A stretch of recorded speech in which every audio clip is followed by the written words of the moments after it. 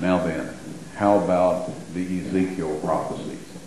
Ezekiel measured the temple, in a vision, and he saw water coming out of it and going down through En-Gedi, and people fishing down there where there's nothing alive now in those waters beyond the south end of the Jordan River. After God showed him all of this stuff, if you'll read in the 43rd chapter, okay, it's good to read that whole chapter. It says, if they are sorry for the sins that they have committed against me, then show them this. Right? Were they ever sorry for the sins they committed against him as a nation? Daniel was sorry. He prayed 3 times a day, asking God to forgive him and restore the temple and all of this. The answer is they were not. And that temple did not happen. Now then, when the Israelites came into the land, they were divided into 2 groups. One was put on Mount Gerizim, the other on Mount Ebal. They were called the Mount of Cursing and the Mount of Blessing. You remember that. And God said to them through their leader, if you will keep my laws and my statutes and my commandments, then you will be the head of all of the nations, and the wealth of the Gentiles shall flow in to you. And then it came time for the cursings. He said, if you refuse to keep my laws, my commandments, and my statutes, then will you be the tail of the nations. I will scatter you among the nations, and I will draw out a sword after you, and you will become a byword and a hissing. That's what happened. They did not keep God's laws and his statutes and his commandments. So, folks, that eliminates the Ezekiel prophecy and the Jeremiah prophecy. What about the one where the man of sin is sitting in the house of God showing himself that he is God? When you remember the story of Eli's 2 sons, how sinful they were, and how Eli didn't do anything to restrain them, it says that they took the Ark of the Covenant out into battle, and the Philistines killed Hophni and Phinehas, took the Ark of the Covenant. It says, and they took it to Ashkelon or somewhere, and they put it in the house of God. That's what it says. Now, the translators put their God, but that's not what the original says. It says in the house of God.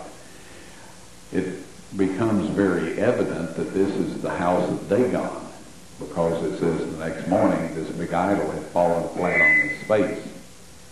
And so anyway, they then moved this thing around and all of that. But here they put this in the house of God. Now then, let's come forward to our time. There is a man alive on earth today. He and his predecessors eliminated the second commandment. They took the second commandment about making images and likenesses and bowing down to them. They say they don't serve them, but they do the other 2 parts of what they're said not to do. So they took the second commandment out of their catechism, and they divided the 10th one, so there'd be a total of 10. All right? Now, do you think any man is authorized to change God's law when he says he won't change it or alter it? I don't think so. Now, Christ one day was healing sick people, and he loved to do that. And this one man apparently was feeling very guilty. He thought that his problem stemmed from the fact that he had sinned. And obviously he had. And Christ said, Son, thy sins be forgiven thee. Arise, take up thy bed and walk. Well, the Jews just grabbed up some stones and they were going to stone him right there on the spot. And he says, for which of my good works are you going to stone me? They said, not for any of your good works,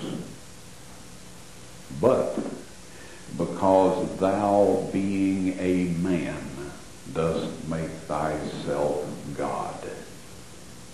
In other words, only God can forgive sins, folks. All right?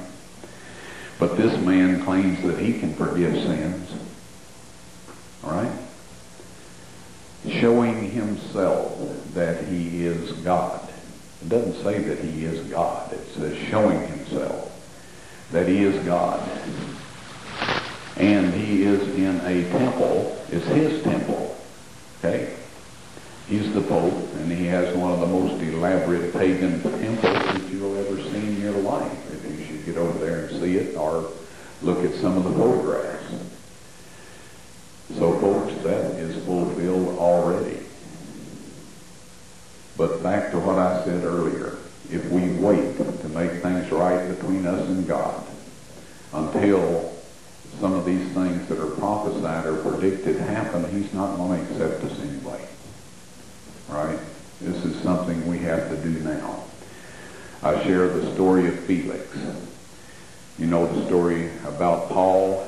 They were going to kill him. So he appealed to Caesar, which was the right of every Roman citizen. And so they had to take him to Caesar so that he could appear in front of him and receive judgment. On his way there, some of these fellows tried to dissuade him, because a person that appealed to Caesar, nobody could deny him that, but he could withdraw his appeal. So different people tried to get him to withdraw that. He didn't. But it says Felix brought him in. And apparently Paul was a fairly rich fellow. See, Felix was wanting a little money or something, if you read the story.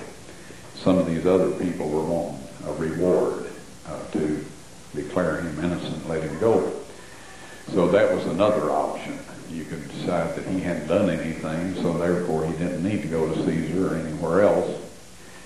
But anyway, it says, as Paul reasoned of righteousness and of judgment to come, Felix trembled. All right, here we have a powerful Roman ruler, governor over a big province of a mighty empire, trembling. What did the man say? He said, go thy way for now. When I have a more convenient season, I will call for you. That never happened, folks. It's not in the Bible anyway. Felix died a lost man. But he said no, or wait, to the best opportunity that an all-wise, all-powerful, and all-loving God could provide for him. And you and I are receiving that same opportunity. We dare not say wait, and we dare not say no, because if we do, we have thrown our eternal life away. And it doesn't matter what anybody tells you the contrary, that's what God says. Today is the day of salvation. Okay. Now, any other questions? Yes, ma'am. When are we supposed to look forward to the tablets being shown? Okay, when can you expect the tablets to be shown? I think there's a real good chance that that'll happen this fall. Yes. And it will be announced. You and I wouldn't do some of the things that a lot of people do nowadays, right?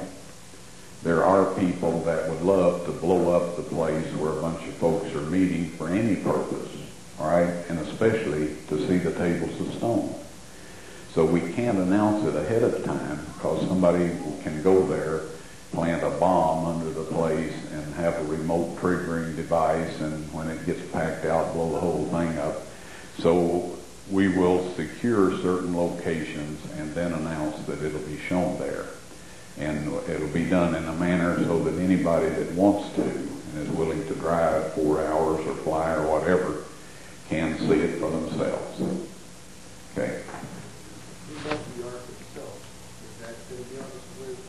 Okay, what about the Ark of the Covenant itself? It is right where I found it, and it's my opinion that it'll stay there throughout eternity.